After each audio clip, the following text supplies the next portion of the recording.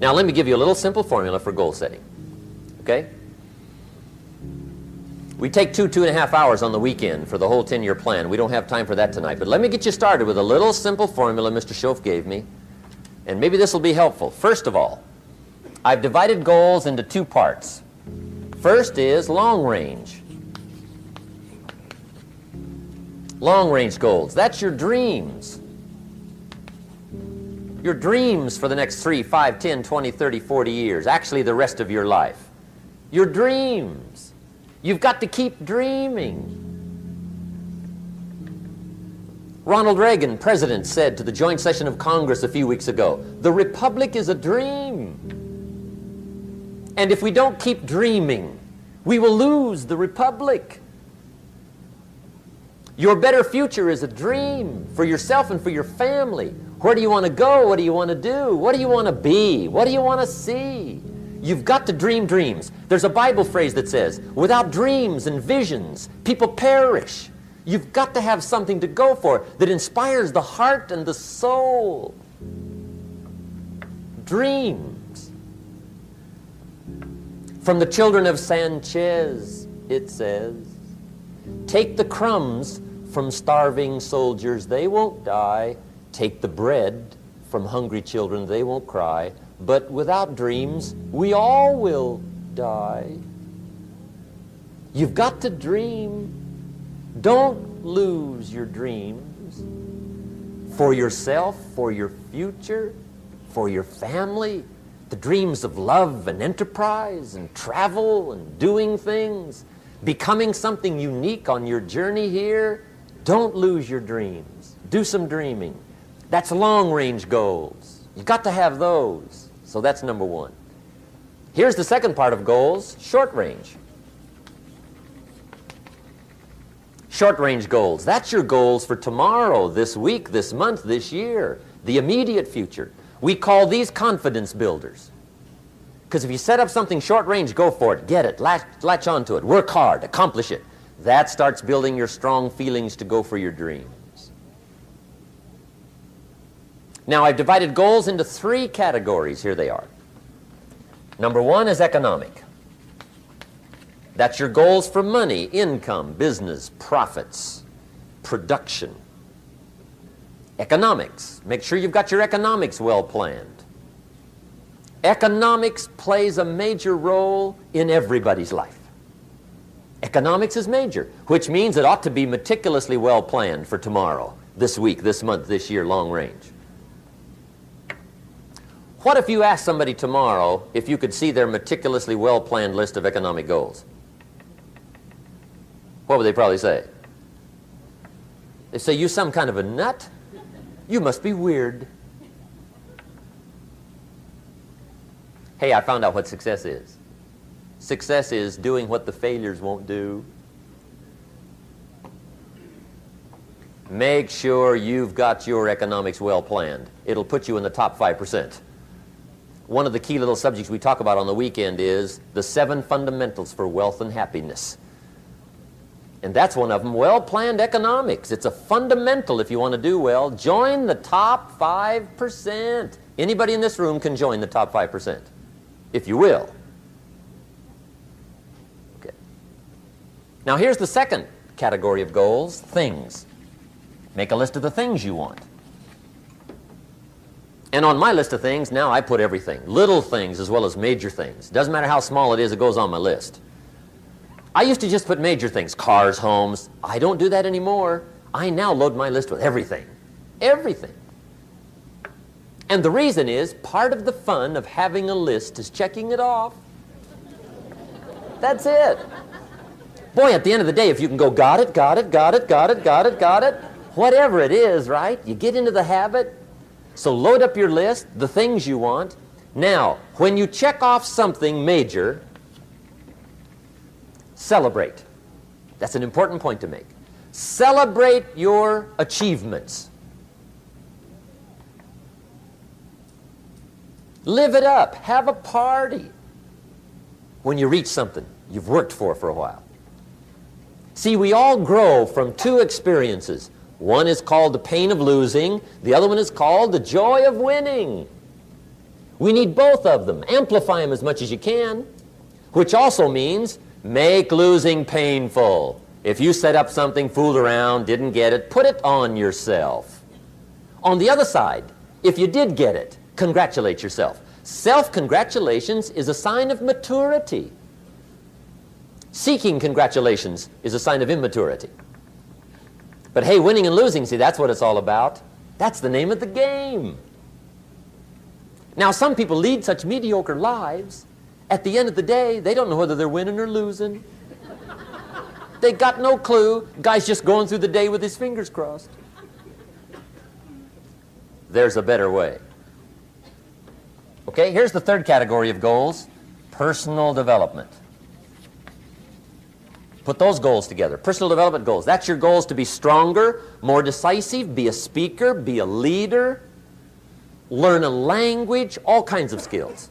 Okay? The whole weekend seminar was designed to improve all your skills so that you walk away more skillful. And that's what you want, the personal development skills. That's what attracts, that's what brings good things to your life, the person you become more skillful.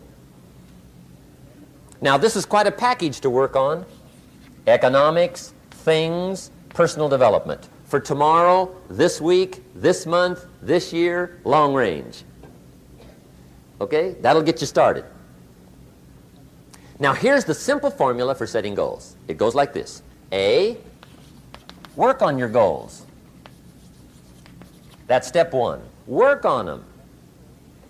And I've put the word work there deliberately. Setting goals is plain hard work.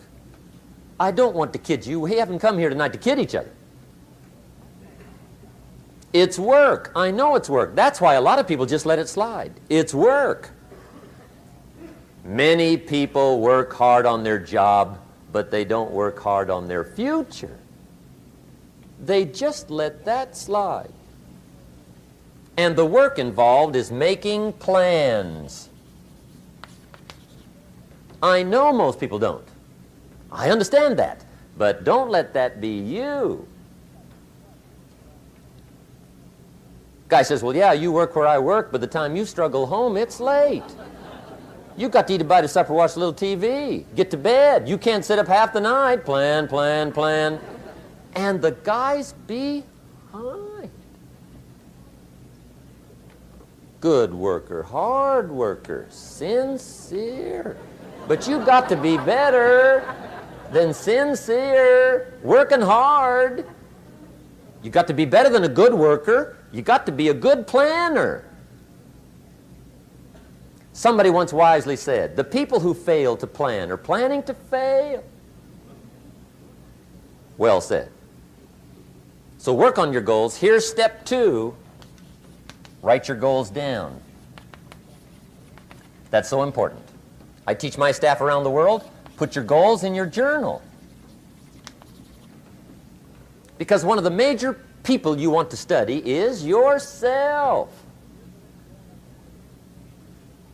Say, here's the list of goals I put together 3 weeks ago. Here's the list of goals I put together 2 years ago. Here's some of the changes I made, rearrangement of my priorities. I scratched these off, I put these on, I've gotten these. Study your accomplishments, study what your desires are. Put them on paper, write them down. Here's another reason for writing your goals down. It shows you're serious about doing better. And to do better, you gotta get serious. You don't have to be grim, but you must be serious. Everybody hopes things will get better. Everybody hopes. Poor people hope. That ought to tell you something. It means the future does not get better by hope. It gets better by plan. I used to have the affliction called passive hope. It's an affliction. It's bad. Probably what's even worse than that is happy hope. Now that is really bad. That's bad. Happy hope. The guy's 50 and he's broke and he's still smiling. See, that's not good. So get serious about your goals. Put them on paper. Write them down. There's all kinds. His goals, her goals, their goals. Business goals, financial independence goals, family goals. I mean, there's so many things to work on this that if you don't get busy and work on it, sure enough, the time will pass. And sure enough, 5 years from now, you'll wind up where you don't want to be, wearing what you don't want to wear, driving what you don't want to drive, being what you don't want to be. Now's the time to fix it. Now, here's the third step to your goals. Check the size of your goals and the kinds of goals.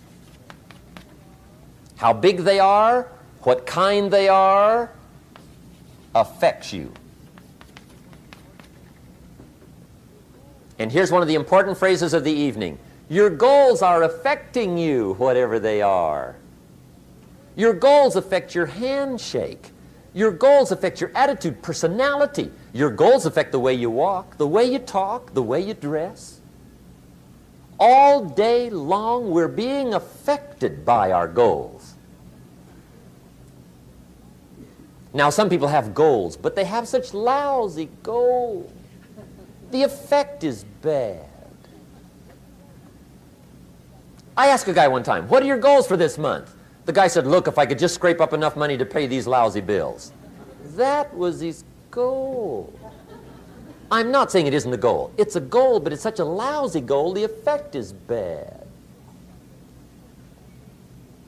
You don't jump out of bed on Monday morning and say, oh boy, another chance to go out and scrape up the money to pay my lousy bills. See, you don't do that. Usually you say, oh, not another Monday.